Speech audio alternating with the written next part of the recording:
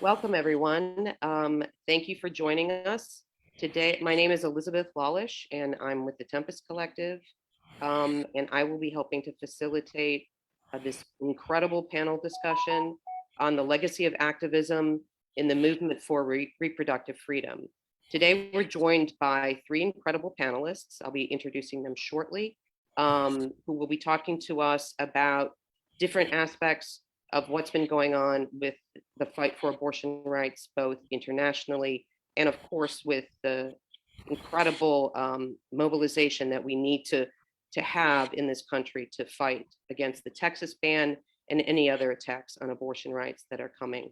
So just a little bit of housekeeping. This is a Facebook live stream, so it's not a typical Zoom, but if people have questions who are joining us, please feel free to put them into the Facebook live discussion, and we will be actually then asking the panelists after they speak for about 10 to 15 minutes each those questions. And so we're going to have back and forth, and anything you have we will actually prioritize.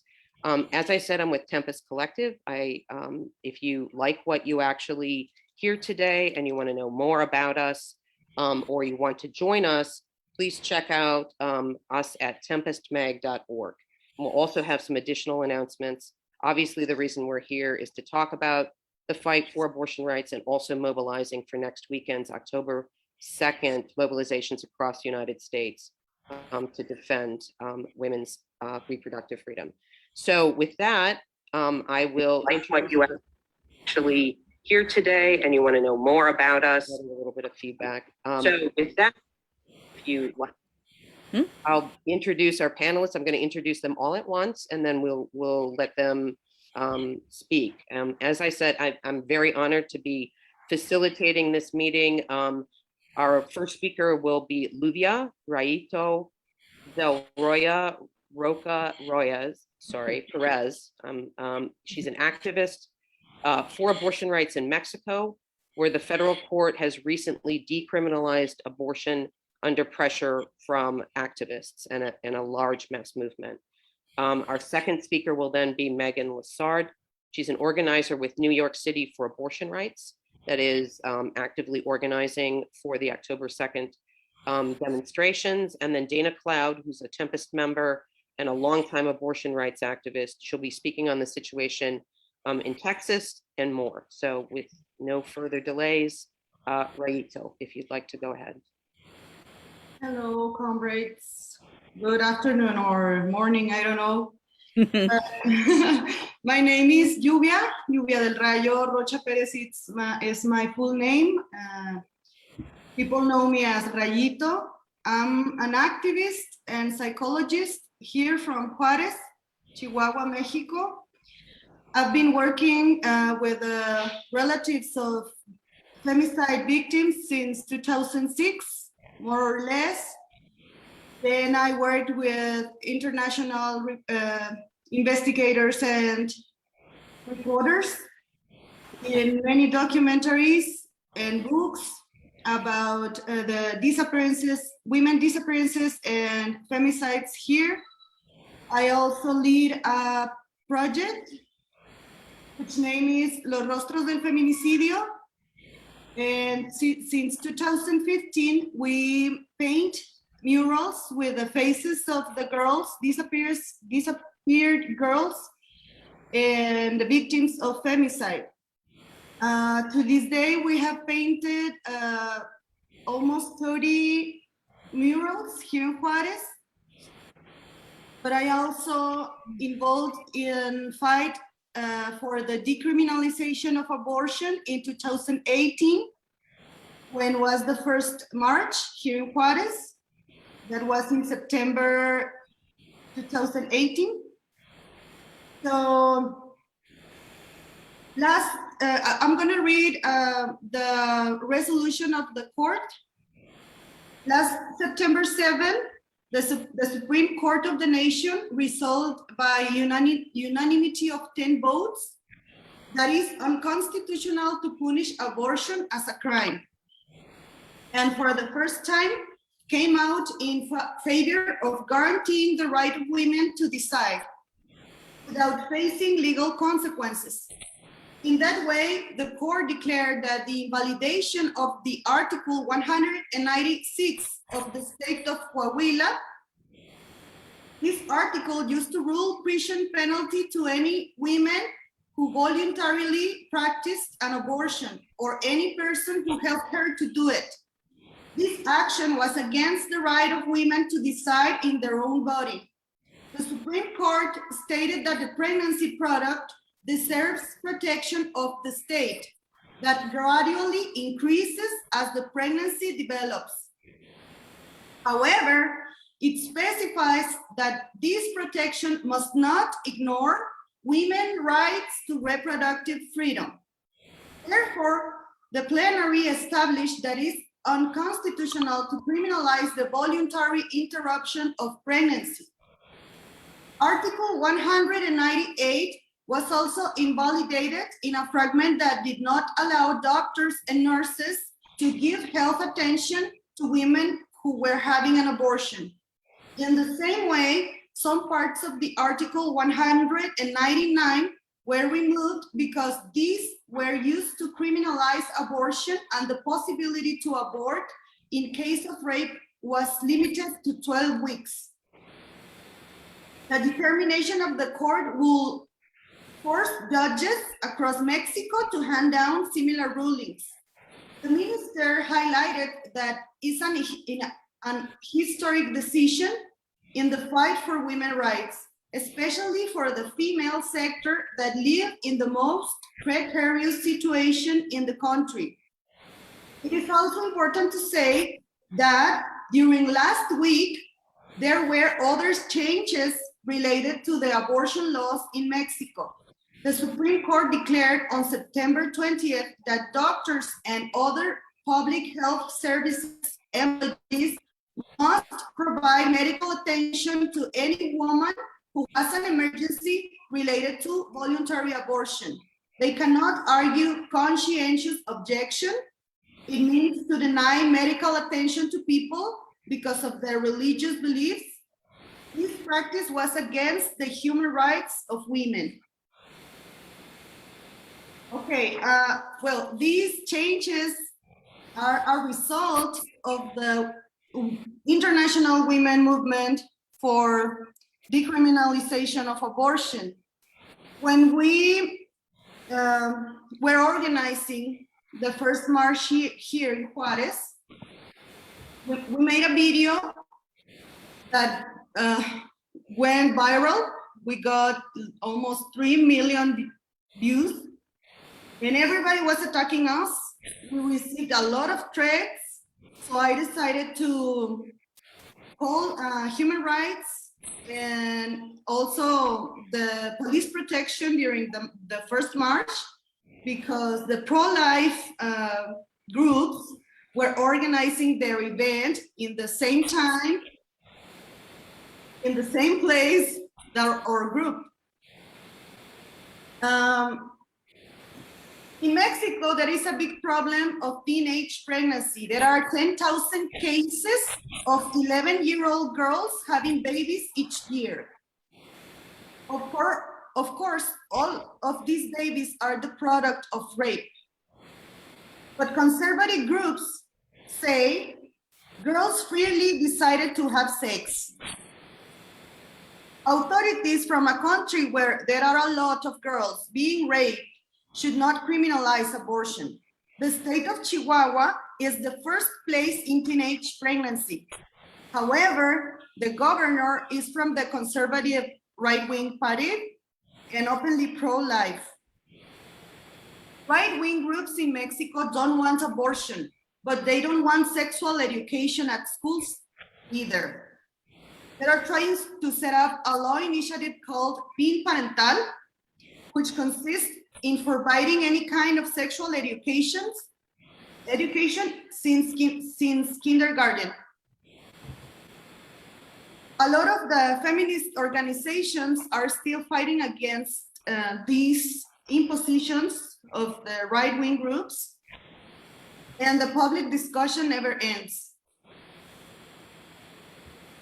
The main slogan of women abortion movement in Mexico is sex education for deciding, contraceptives for avoiding abortion, legal abortion for avoiding death.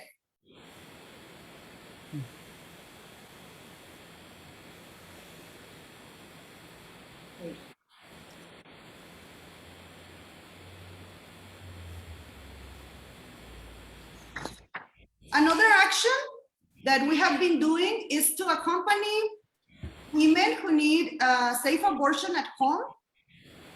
You know, the organization Get the Medicine, misoprostol, in local drugstores and donate to people who may need it. I have accompanied some cases of safe abortion at home with this medicine. It is not expensive, $27, and doesn't need medical prescription here in Mexico. Women Movement has developed networks to show other women how to do it the correct way. Thus, the main purpose of the movement is that Mexican state decriminalizes abortion. The legalization is still not possible. You know that only in Mexico City, they have legalized abortion. That means that all women there have the right to get abortion health services for free. Even though it is not legalized across the country, women do it all the time. And for example, there are 4 states in Mexico where abortion is not penalized, which is Veracruz, Hidalgo, Oaxaca, and Coahuila. And just in Mexico City is legal. One argument against legalization, just as a conclusion, one argument here in Mexico to go against legalization of abortion is that some people say that why do other people must pay from their wallets so women have the privilege to get an abortion for free?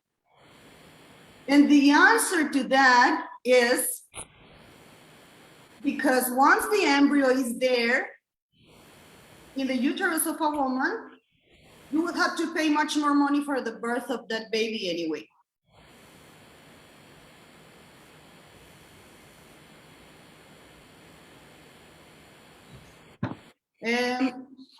And this was our experience here. We had to confront a lot of right-wing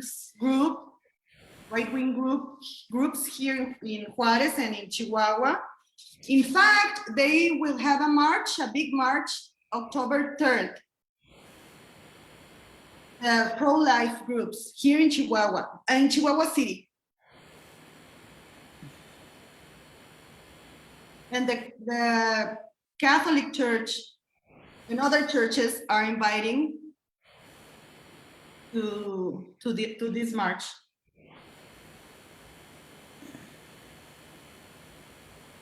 So I think that what may change is the women movement. If we stop going out and marching and doing rallies and symbolic acts, marches, these conservative groups will go further and our rights go back again. Mm-hmm. And that I think that that is what is happening in Texas. Mm-hmm.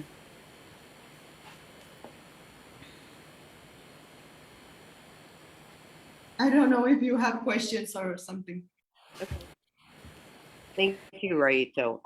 We'll take some questions once Megan and Dana speak, but if you're done, then thank you very much. And then we can move on to Megan, and then we'll open up for discussion after Dana's done. So, Megan?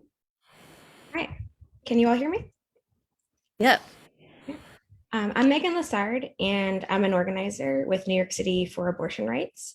And I've been with the group since we formed in early 2017. A bit of background about us. Right around Donald Trump's inauguration, there were prominent voices in the anti-abortion movement calling for mass protests outside of Planned Parenthood. And it was pretty obvious that this was just a harbinger of things to come, not only attacks on the legal right to abortion, but an invigorated protest movement that would bring hostility and violence right to the doors of abortion clinics. And we, as people interested in reproductive justice and politics broadly, believe that the moment called for a different strategy than the one offered by the sort of professionalized reproductive rights groups that had dominated the political landscape for many years. Um, During the Obama administration, I think it was kind of a constant refrain. We heard, defenses of Planned Parenthood that were pretty milk toast, right? The 3% of services at a Planned Parenthood are abortion related, and the rest are XYZ. And I mean, that's that language itself it's defensive, and it plays into the idea that abortion is a bad thing. I mean, I remember, hearing about this and getting emails about donating to Planned Parenthood back in, I don't know, like 2008-9. And I remember thinking, like, why aren't we proudly proclaiming all of the abortion services that Planned Parenthood provides? They're an amazing provider. I, I why aren't we defending them? Making these full-throated defenses. And so I think a lot of us at that moment had kind of been, up until that moment in 2017, had been kind of atomized, sort of in our, quietly, screaming into our computers, feeling kind of isolated and alone and demobilized. And it was obvious that, the strategies in play just weren't working. The calls for donations, the online petitions, support Democratic candidates, like none of this had actually slowed down the steady erosion of abortion rights that we'd been seeing for years. We knew that in many parts of the country, abortion was basically inaccessible to many people, especially to people of color, to poor people, to people in rural areas. I mean, Roe is sort of a nice fiction, right? Like there's, what good is a right if you can't access it? But yeah, we just didn't have a strategy in place. And we knew that we needed to radically change tactics if we were going to stop the right-wing zealots from building power right outside the doors of abortion clinics and launching further attacks on our rights. Many of us at the time were too young to remember the militant actions of the anti-abortion right in the 80s and the 90s, but we knew about the fire bombings and the murder of abortion providers, the clinic blockades with hundreds of participants. So that was still very much alive in like our kind of collective memory. But as much as we were worried about this growing right-wing threat, we also knew that we did have a roadmap for a robust response. That the groups like Operation Rescue in the 80s and the 90s, I mean, they were met with a reproductive rights movement that was also militant, that was composed of people, activists that really put their bodies on the line to defend their clinics. Thinking, of the action in Buffalo, New York, back in 1992, Operation Rescue, sort of one of the most vocal, politically radical organizations in the anti-abortion movement. They called for for clinics in Buffalo to be shut down, and our activists, militants responded by forming locked arm lines of defense around the clinics in Buffalo, just really like positioning themselves between the protesters and the clinics to prevent them from being shut down. And so, we have that. We have a way forward, we think. So, New York City for Abortion Rights really wants to revive that street-based movement for full abortion access and reproductive justice. And we know that it's not just about having strength in numbers. Like that's, of course, that's like tactically that's important. That's what it's going to take to literally beat people back from the the doors of abortion clinics. But also, I think it's really important not to lose sight of the fact that anti-abortion politics is really central to the right-wing political project. I've been reading this amazing book by feminist philosopher Eva Majewski recently, Feminist Anti-Fascism, and she really argues for locating feminism at the forefront of the fight against fascism, which she says is ultimately very much centered around policing bodies and extracting reproductive labor from us at all costs. And I would agree that we for a very long time, and on the left, yes, have sort of marginalized feminist politics. It exists somewhere elsewhere. There's the movement for labor rights. There's a struggle against racial injustice. Somewhere, feminism stands apart from that, and it really shouldn't. All of these things should be very firmly at the center of our fight against a growing and visible right-wing threat. In Majewska's book, she talks about anti-abortion politics in Poland as being the politics and politics of necropolitics, basically. And I was familiar with that term, but it's been popularized about 20 years ago-ish by Cameroonian philosopher Achille Mbembe. And it, I think, is a really good lens for looking at our political moment right now. Necropolitics, is sort of, if you're familiar with Michel Foucault, sort of the flip side of that. It's the state leveraging power from populations and bodies by tightly controlling who is exposed to suffering and death. So rather than sort of managing, managing life in a way, this is, the necropolitical project is about sort of gaining power from, deciding who can die and who is disposable.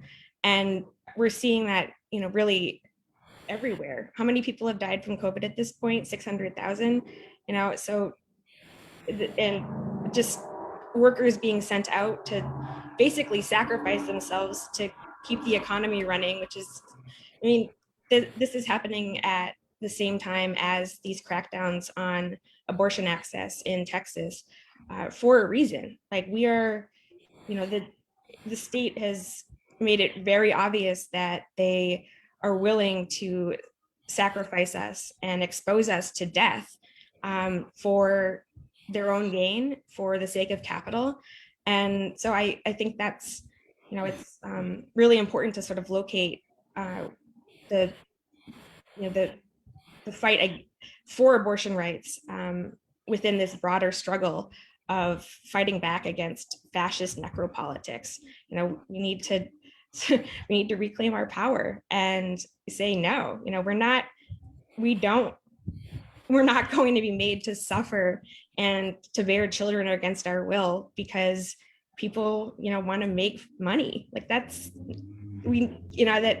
and to think about a response sort of being limited to, online petitions and social media, that stuff's, it's important to sort of build a foundation, but we really need to get out there in the streets to fight back. And the right knows, that that's what it takes to build a movement. I mean, protests outside of abortion clinics themselves, like that's a training ground for people. That's where people make connections. That's where they are building power. And so we need to do the same thing, especially right now, since we're coming out of a pandemic. We've all been so isolated in over the last year and a half. So really, especially before the weather gets really cold, I think it's important for us to meet face to face and to start having discussions about what it is going to take to to mount a robust response, because Roe is going to fall at some point and we just need to be ready. So I have a few announcements about upcoming actions. Next Saturday, October 2nd, New York City for Abortion Rights and some other groups are going to be meeting in Washington Square Park at 2 p.m. For a rally and then a march. And more details about that are to come, but that's, we're trying to mobilize folks in Washington Square Park. I know that there are different events and actions around the city centered around abortion rights, but we're trying to kind of get everybody in a central location. Just, it's, if people in other places looking to New York, it's so, it's amazing to see a mass of people in one place. I look at the protests in Argentina and Poland and just sheer bodies in one place, just optically, it communicates power and strength. So that's the October 2nd action. And on October 9th, on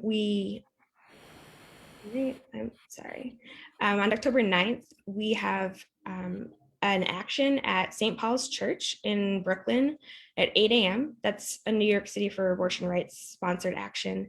Some background on that: the Archdiocese of New York organizes frequent protests outside of Planned Parenthood.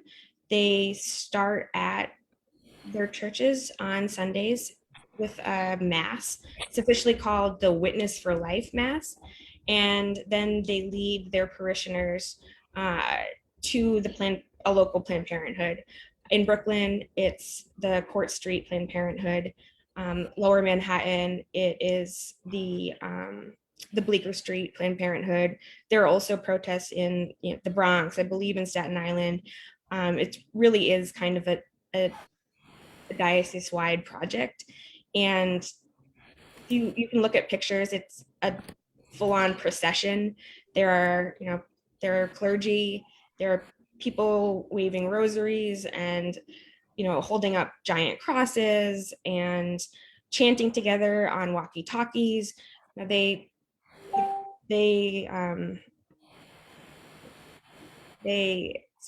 was just looking at my time.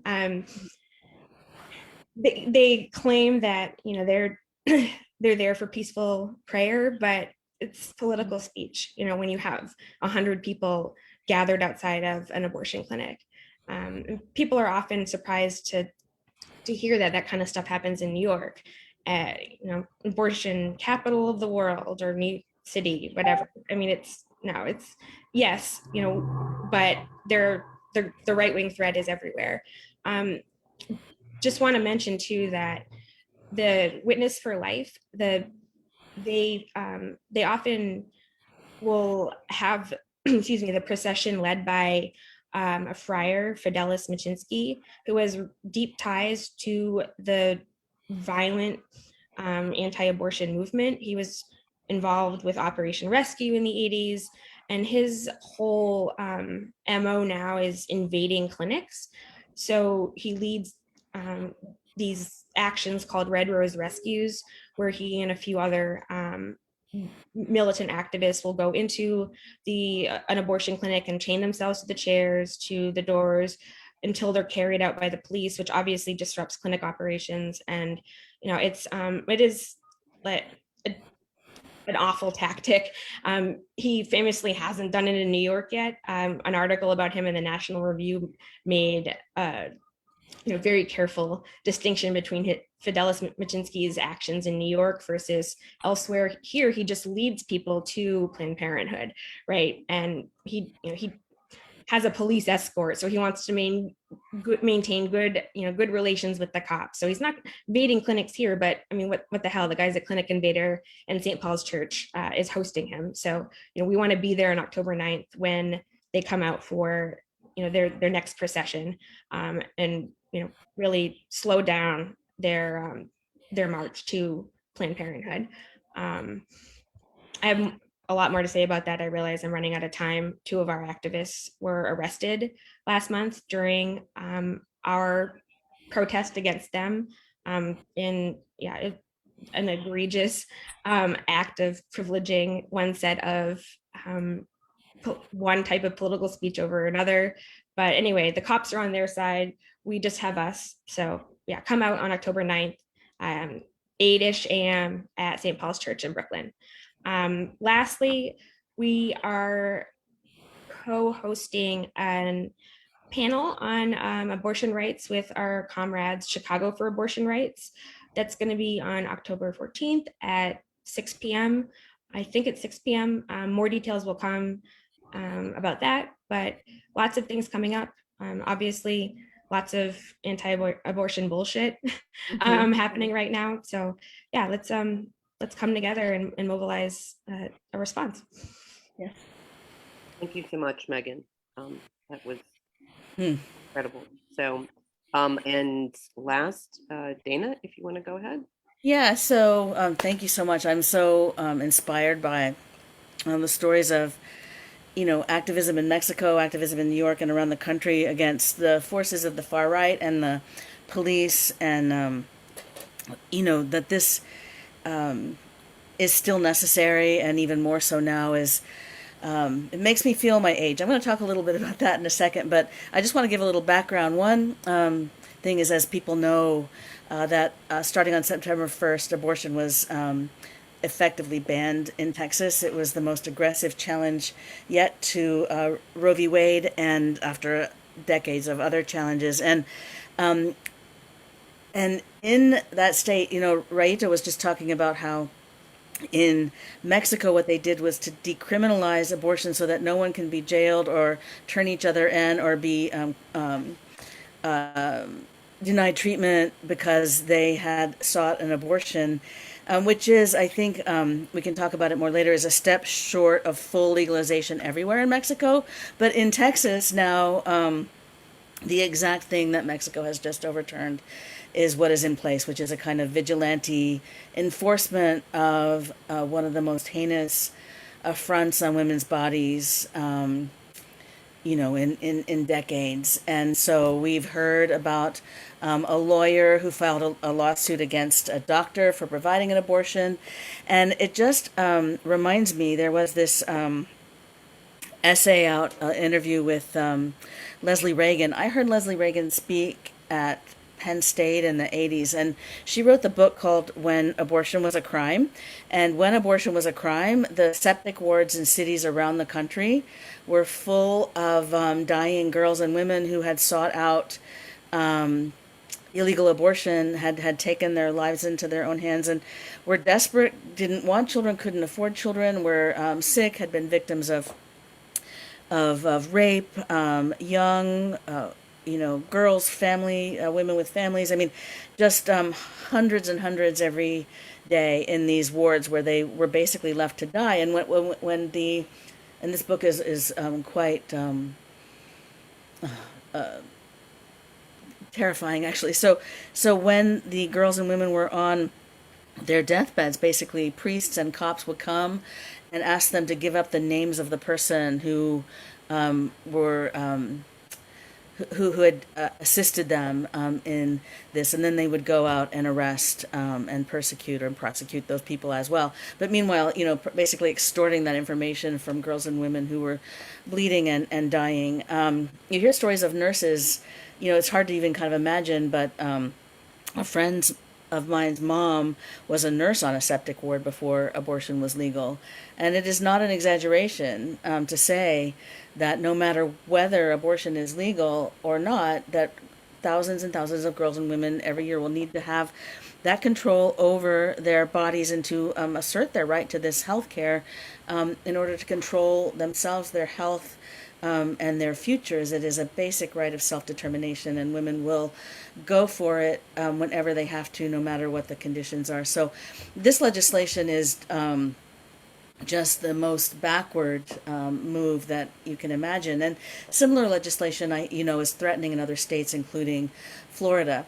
Now, this event was, comes on the heels of a long history of decades of eroding Roe versus Wade in the courts. And you all know probably about, hospital requirements, licensing requirements, gestational limits, prohibiting abortion after a specific point in time, which now is at 6 weeks in Texas, which is before anyone would ever even know they were pregnant, really. The waiting periods, parental consent, husband consent, judicial involvement, which has made, and then also the declining number of abortion clinics, which has made abortion extremely difficult to afford and find available in any case. And so this is just coming on the heels of that. So we have to contrast that. So we have to ask ourselves, okay, how did we win this and how do we win it back? Because that's what it is. And we know that in the Roe era, before Roe v. Wade was handed down in 1973 by a Nixon court, incidentally, that marches of hundreds of thousands of people around the country pressed for federal legalization of abortion. And I was just reading an article about women who were organizing in 1971 and 1972, and they are alive, which is nice. But they're also reorganizing for this effort this year, and they've called themselves Grandmothers for Reproductive Rights, or GER, which I think is now I'm a GER. But I wasn't organizing in 71 or 72, but I do remember the first abortion march that I went to, the March for Women's Lives in 1989, which had between 400,000 and 600,000 people in that year. In 1992, 750,000 people marched as KCV Planned Parenthood threatened Roe. I remember that march. I remember what I was wearing. I remember how I felt. I remembered the signs. I remembered the crowds. I remembered how the sense of power and agency of women of all ages and men and people who know the value of freedom and self-determination altogether. It was an experience that then shaped my entire life as an abortion rights activist and an activist in general. In the 90s, I was born in Texas before Roe. My mom sacrificed a tennis scholarship and a pre-med career when I was born, so no one should have to make that choice, although, I'm glad I'm here. But it was in Texas, and then I moved back to Texas in the early 90s and got involved when Operation Rescue and the other groups like Lambs of Christ and other anti-abortion vigilantes started to block clinics, including the Emma Goldman Clinic in Austin, Texas. And I was in a group that led the protest against that group in the 90s called Action for Abortion Rights in Austin. And there are pictures of us. I should have pulled some of those out.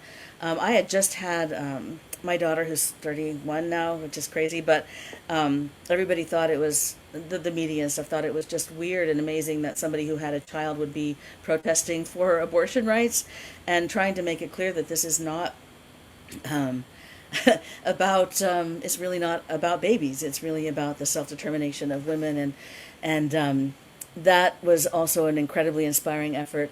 And so we know that through the history since Roe that there have been threats to Roe and abortion rights, and then there have been hundreds of thousands of people in the street in 1989, as I said, 1992, 1995, 2004, hundreds of thousands of people. And then after Donald Trump was elected, of course, the women's marches of 2017 and 2018 included reproductive freedom and self-determination among its demands.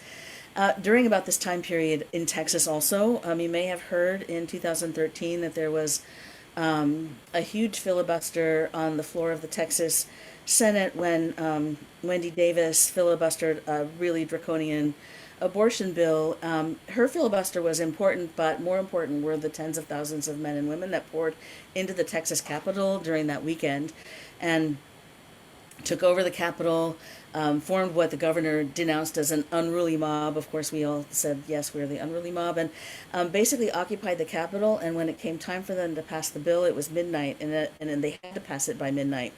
And thousands of people were in the chamber of the Senate in the Texas legislature, shouting so loudly that the legislators could not hear to pass the legislation, and it failed. I mean, so the reports in the news were that we shouted a bill to death, which was an incredible experience. What happened after that, though, was that Wendy Davis, a Democrat, and other leaders of the Democratic Party and the leaders of NARAL and the National Organization for Women urged people to go out of the Capitol to a rally to elect Democratic politicians, at which point the governor of Texas called a special session and passed the legislation. So basically demobilized the occupation of the Capitol in favor of an electoral strategy. And this is a lesson that right now people might think that we can rely on a Democratic administration or that we can rely on the courts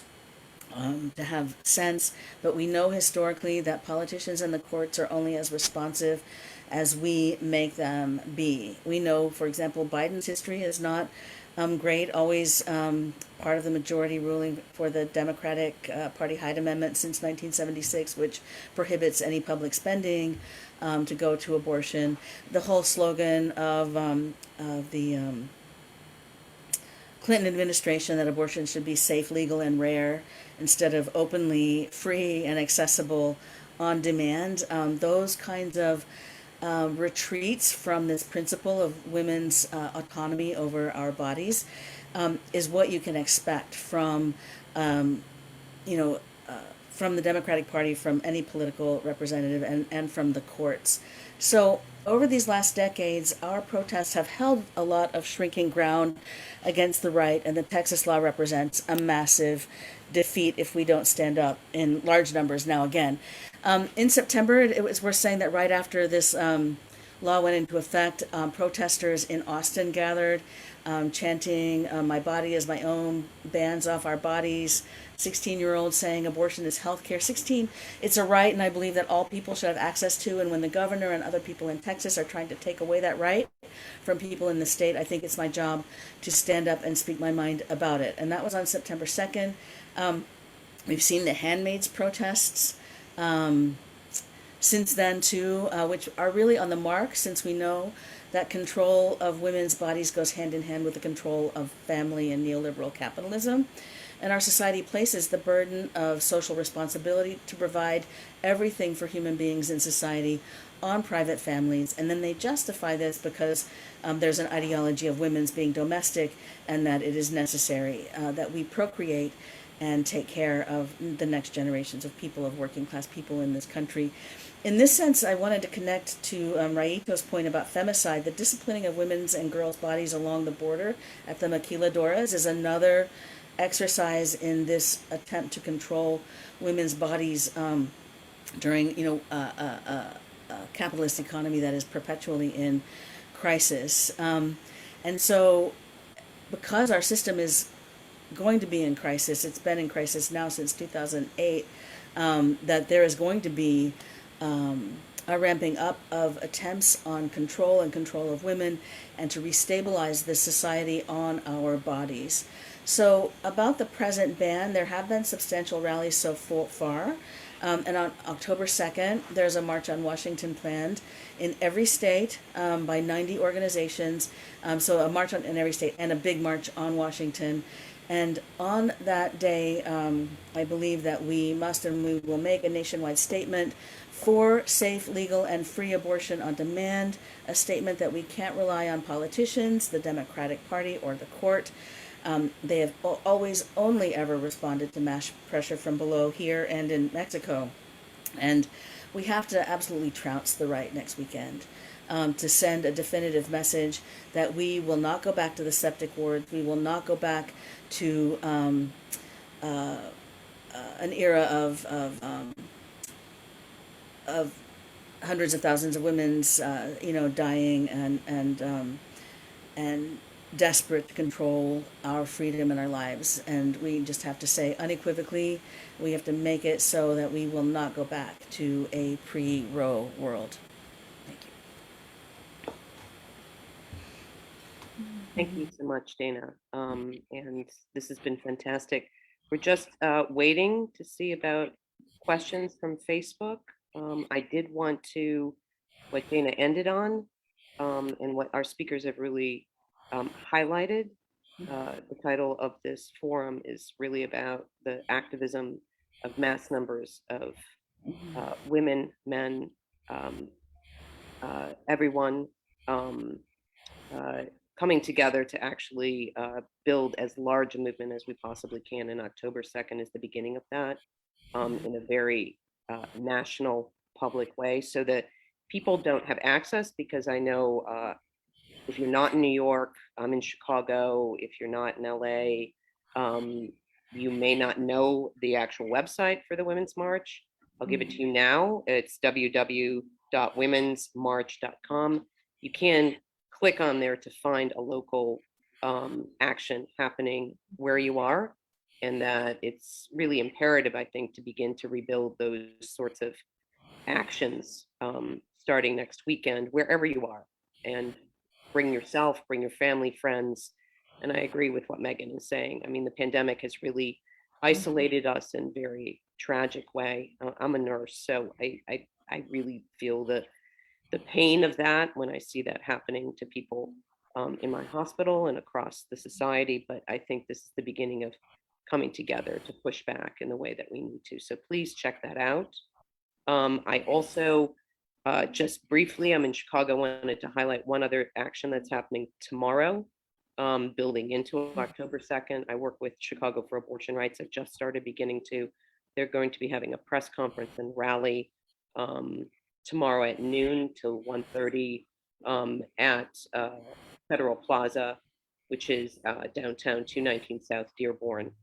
And that's really about bringing together people to mobilize. And we'll also have people speaking from the Chicago Teachers Union, from the Amalgamated Transit Union, women who are bringing this into their unions and making that kind of connection, which I think what Megan said, we need to bring these struggles together. They can't be sidelined, or we can't be off separately from each other. I think right now is the time to bring that solidarity together.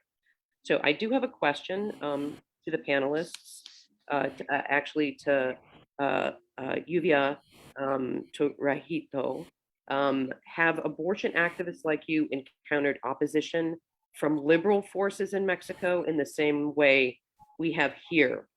And are the healthcare workers and their unions and women's groups in full support of actions for abortion rights? I don't know if were you able to hear me? Yeah. Sorry. Okay, okay.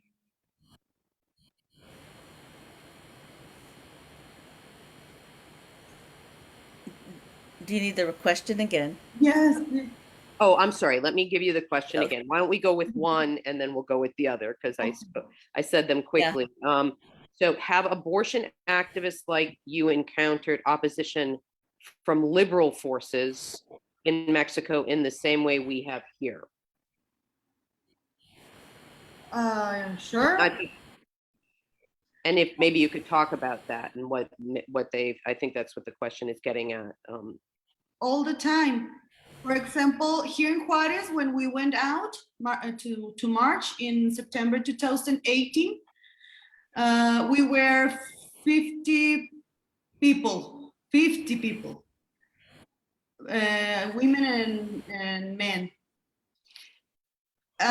2 weeks later, or 1 week after that, the Catholic Church took 50,000 people marching against abortion. I mean, they said pro-life. It was a pro-life march, but that was a response to our march, to what we did, and they are doing all the time. after that, also a pro-life group invited us to have a debate to them in a local channel. So we went there and had a discussion with them.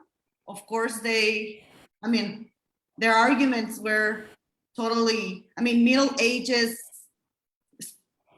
discourse. I don't know how to say it, but we had like, most of the time we have negative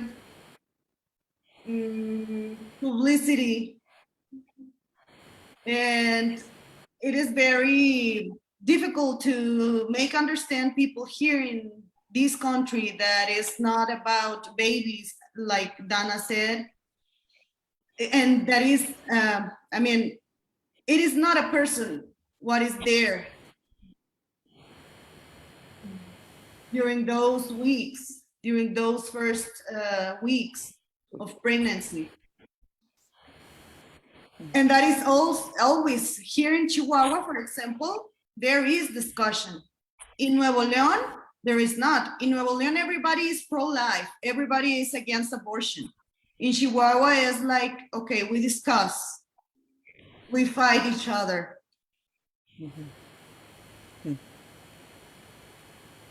The other part of the question then is, are the healthcare workers and their unions and women's groups in full support of action for abortion rights?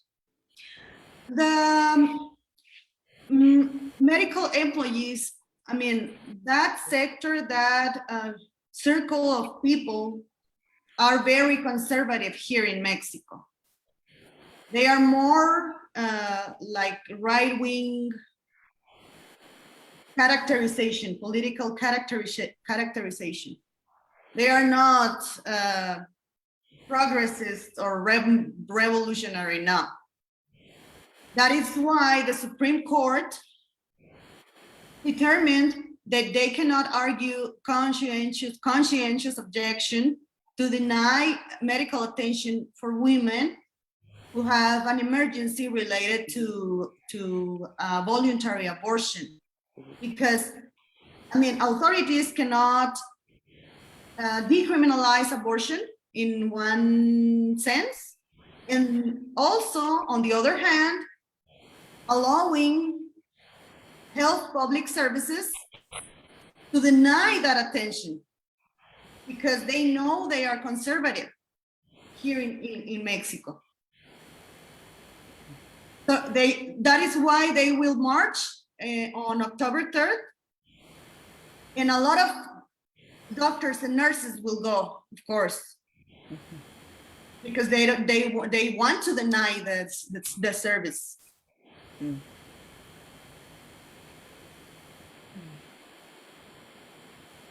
Thank you.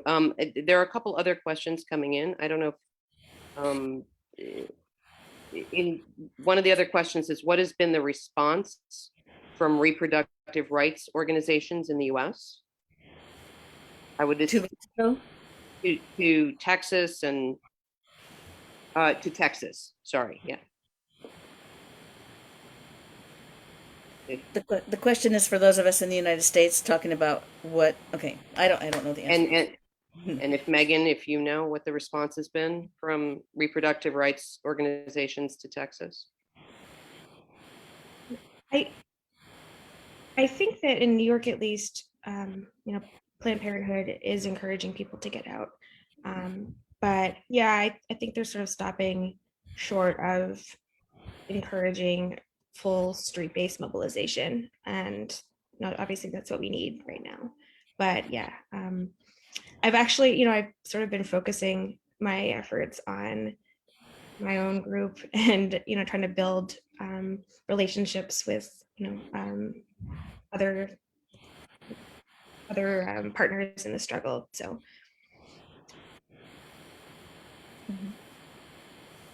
Anyone else? It seems to me, if I could say something that go ahead. in California, I mean, I was looking at the Women's March websites, and it does seem to me, because I mean, and there are hundreds here in California, thankfully.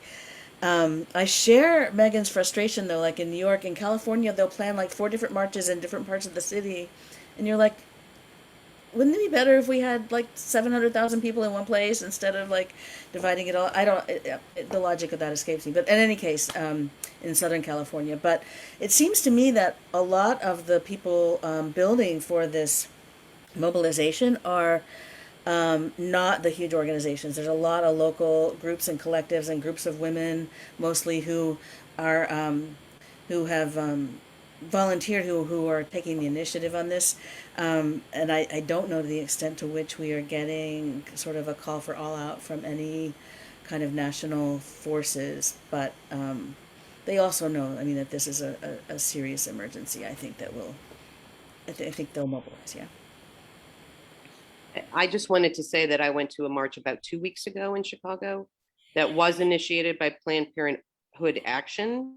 It was the name of, and they did actually bring out a number of people from different groups, Chicago Abortion Fund, from different equity groups from, across it was smaller though.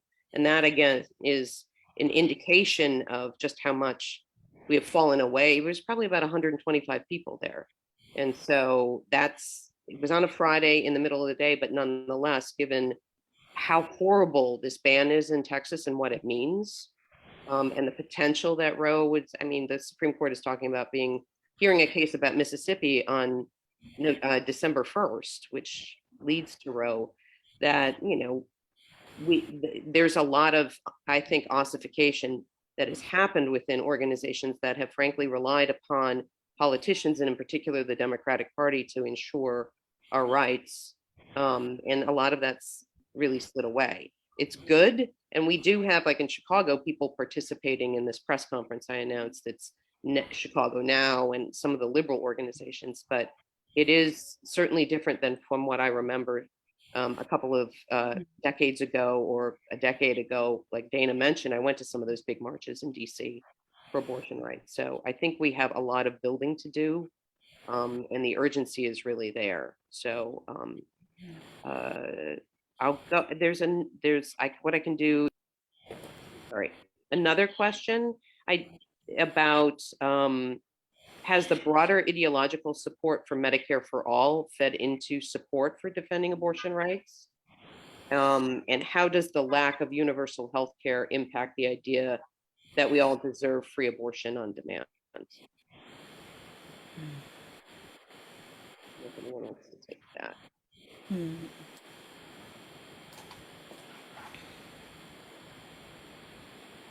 Anyone, or if we want to think about it? I mean, I think that not having universal health care has led, I mean, in part exacerbated the sort of isolation of abortion providers and clinics. We're not guaranteed access to anything really. So I think that if we had a baseline, acknowledged right to access healthcare, I think that we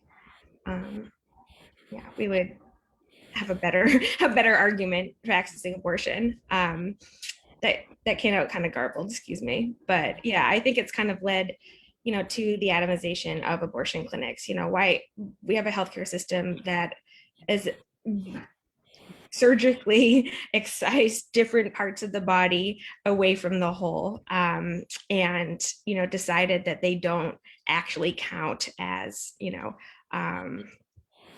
I don't know, that they shouldn't be considered in the whole insurance package, healthcare package, teeth, mental health, everything is very much atomized. So I think reproductive rights and abortion, are kind of the same way. And obviously any call for universal healthcare should include a demand for abortion without apology, without restrictions.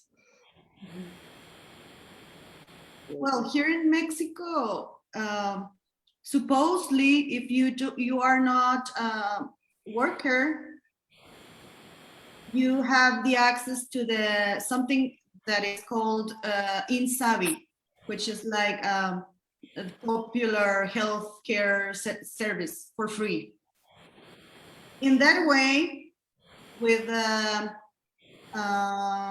resolution of the court, in theory, we should get medical attention if we have an abortion. Everybody, because just with your INE, your ID, you can get that service.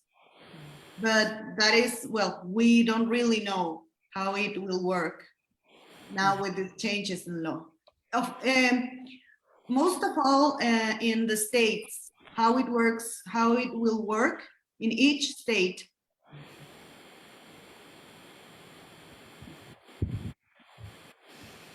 Could I say something else too?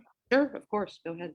Yeah, I think that the healthcare access issue, it really sort of highlights what I was talking about with people being exposed to death on a mass scale, and abortion being abortion restrictions being a part of that. Just looking at Texas, I think something like 25% of women of reproductive age don't have health insurance. If they do qualify for emergency Medicaid when they're pregnant, which is, I mean, just goes to show just how much the state values the lives of people who can give birth.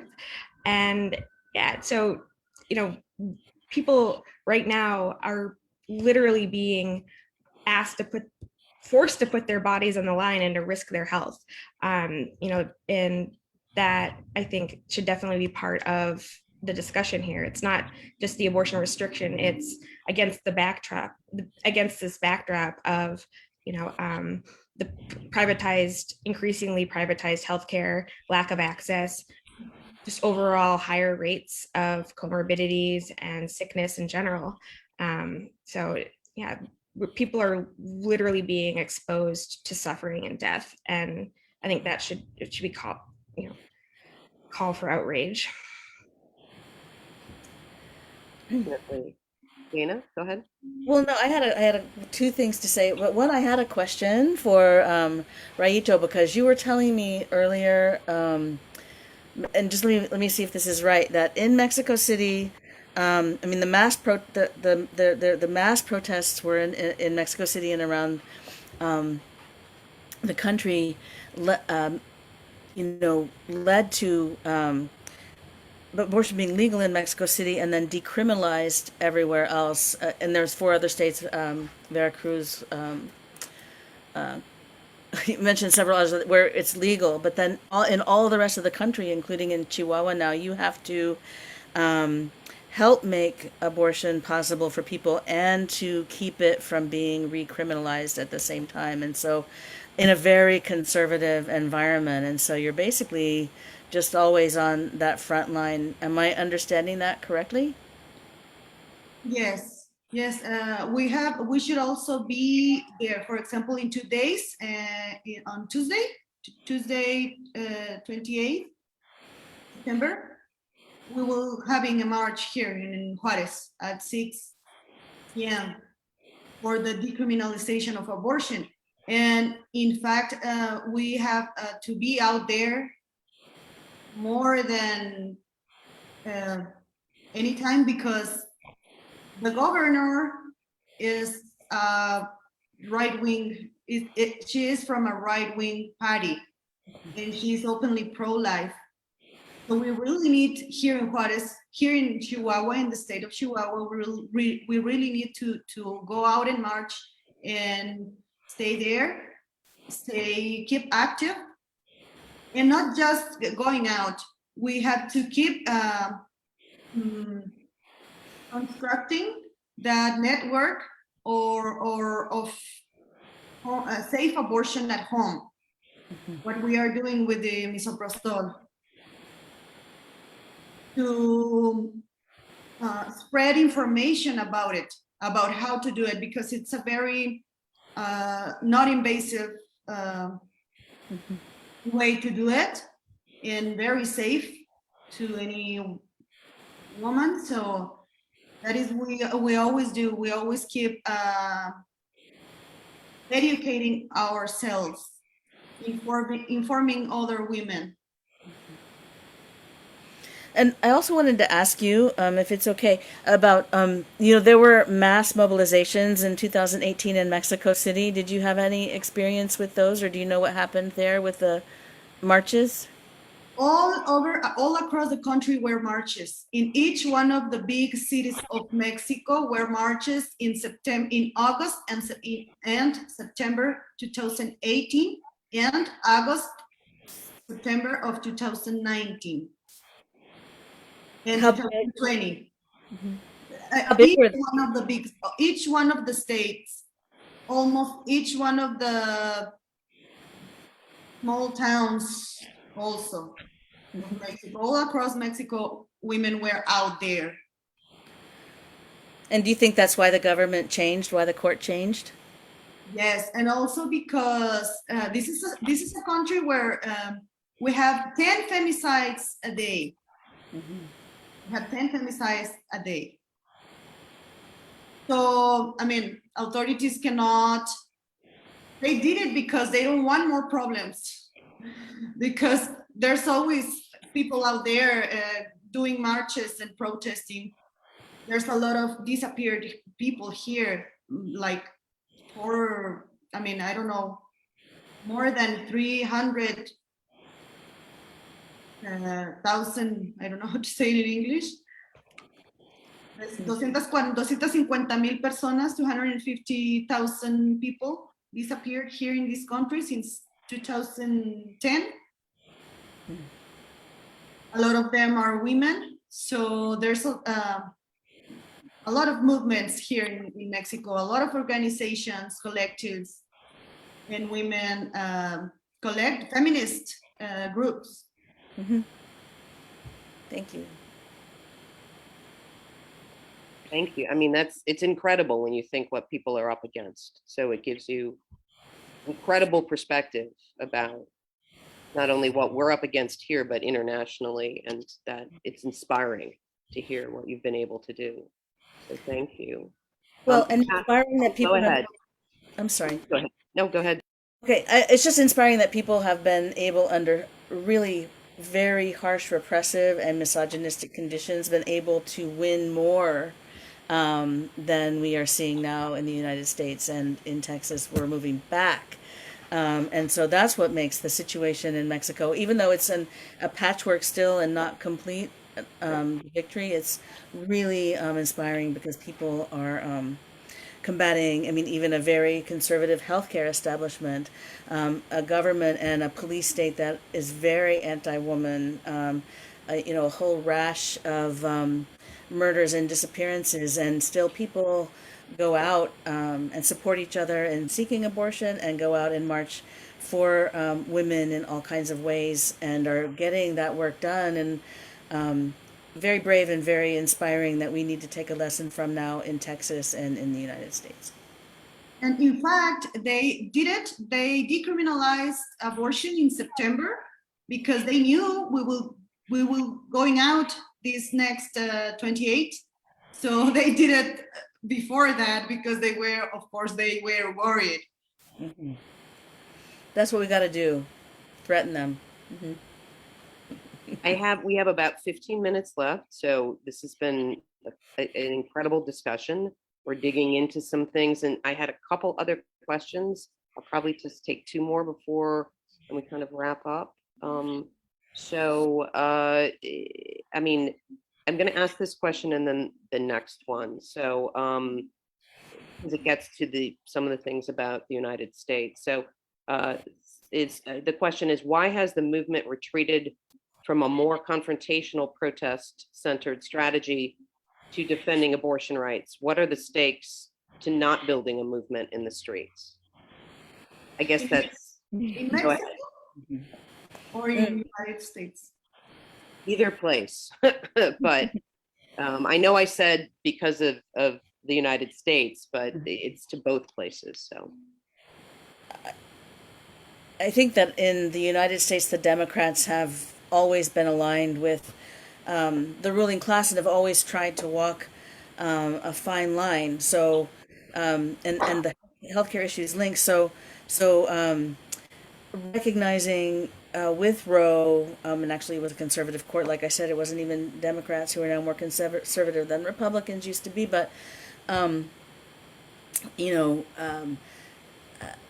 enabling some people to have rights, but never total access, and always conditionally, and always urging the reliance on electoral and judicial channels for this work, but only being responsive when pressured from below. The go-to, the habit, the MO of liberals is to not extend rights and access to the greatest extent possible unless completely pressured to do so, because they're aligned also with the interests of the elite and the state. So that they've always been dragging their feet, and to the extent that national organizations like NARAL and the National Organization for Women are aligned with electoral politics and supporting the election of Democratic politicians, that they then take a step back and urge moderation instead of militancy, and have been actual barriers, like in Texas in 2013, really actually barriers to victory. At the same time, at moments of crisis, those organizations in the 80s and 90s mobilized massive numbers of people. So I think they need to be called to account as well. But we're never going to get universal health care or universal access to abortion and any other kind of affordance for our own autonomy and well-being without a massive public demand. And that's how it's always been. And some people want to put the brakes on that and have faith in the system. But right now we're at a place where we've had faith in the system for all of these decades, as peace after peace after peace after peace is getting taken away. There are national right-wing legal organizations like ALEC who, put together whole packages for southern states of legislation, ran those through. I mean, we've just seen this relentless and organized assault on the part of the right, and we need to be relentless and organized now here on our side too. So I'm hoping that we see millions of people out on the 2nd, hundreds of thousands at least around the country, and actually start rebuilding this movement. And because, like Leslie Reagan said, I mean, we're going to end up with thousands of women and girls dying on septic wards, thousands of incredibly desperate people who, incidentally, I mean, if forced to have children and then seeing nothing from the state in terms of supporting any families ever anywhere. So I'm going on, but the other thing I wanted to say is that issue, and then the healthcare issue, and the and the abortion issue are obviously so closely tied together, and it's all tied to neoliberal capitalism and the state's refusal to honor people's liberation. And I think that being part of a multi-issue organizing effort, that is the one that's represented in Tempest or in others, that we need to start putting these pieces together, as Elizabeth said, in our unions, in our women's organizations, in the fight for healthcare, and the fight for freedom and emancipation in general. So for me, this has always been the reproductive freedom, has always been like the linchpin for me of political motivation, inspiration, and activity from when I was young. Like I said, now I'm feeling my age, but it's been such a long series of both inspiring achievements and setbacks that it is just time. It is just time that we get this done.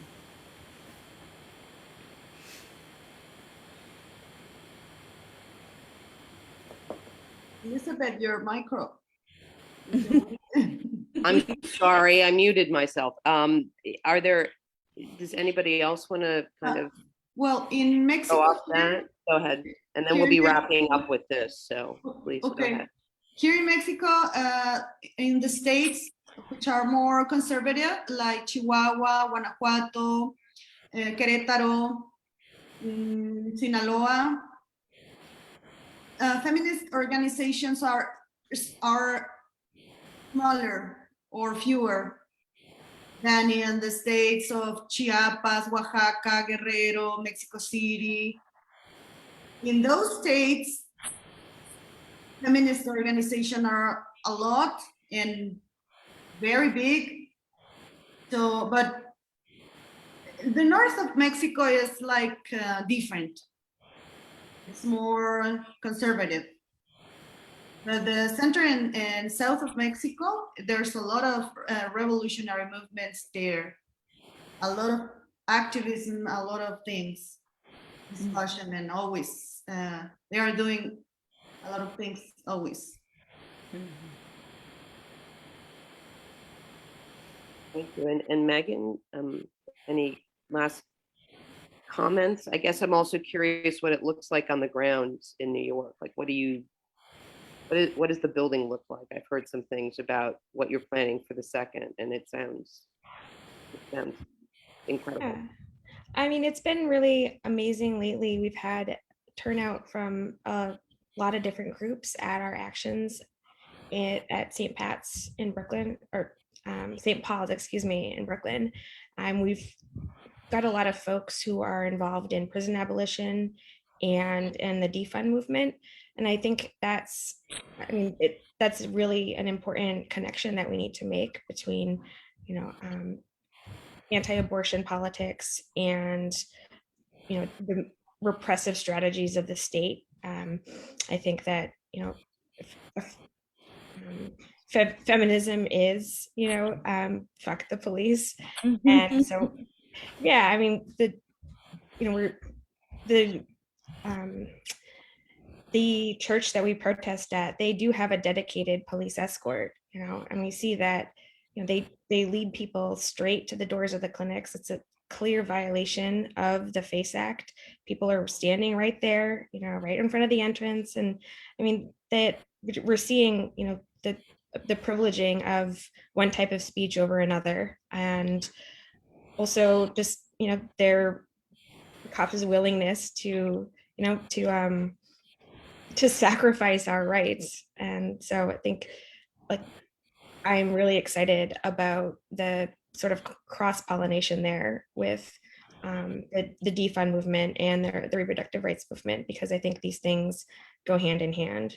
Crackdowns on reproductive freedom should be seen in the sort of the same light as naked state violence. So it's all part of the same project to subjugate working people and maintain racial capital. So if there are any last comments, we've got just a couple minutes, and then I'm going to say a few announcements real quick. Otherwise, thank you all for being here. I mean, it's been an incredible conversation. I really feel honored to be part of it, and there's so much more to continue to talk about. So I really want to, extend a huge thanks to all of you for making the time to be part of this panel with Tempest and for Rayito. I mean, there's so much to learn from you and so much to talk more about what this means for you, but putting it into the perspective the way Dana did about what you're up against, it means our task is big, but it makes it, we can do this. And so it's really about how to figure out how to bring people together across struggles and what we, essentially on the left need to be pushing for. It's essential to tie this in. So I did want to also put a plug in again for anybody who wants to. The whole reason we are having this is to mobilize for next weekend. If you don't know about where you can sort of plug into one of the marches on the 2nd, you check out the website for the Women's March. It's www.womensmarch.com, and there's a section where you can look at where you're located and see what's near you. And we all do here, strongly encourage you to do that and bring your friends and family, other political organizations, and the way Megan's talking about it, making sure we're bringing these struggles together, because we are tied together in that reality, and we need to be fighting together for this to be maintained. So, and just one last, plug for Tempest. If you're interested in what you've seen today and you want to learn more or get involved with us, please feel free you can join us on our website. The website is tempestmag.org. And check out, we actually did some coverage of the New York march that happened a couple of weeks ago with some videos, and it's incredible if you're looking for more ideas on how to organize, and also just talking about the framework we've been talking about here today, that how to make sense of all of this and how we've come to where we are, but where we need to go. So Thank you, Elizabeth. thank you. I mean, if there's nothing else, thank you all, and we'll hopefully all see you and talk to you very soon. Okay. Thank you, comrades. Thank you. Thank you. Thank you. Bye. Bye. Bye.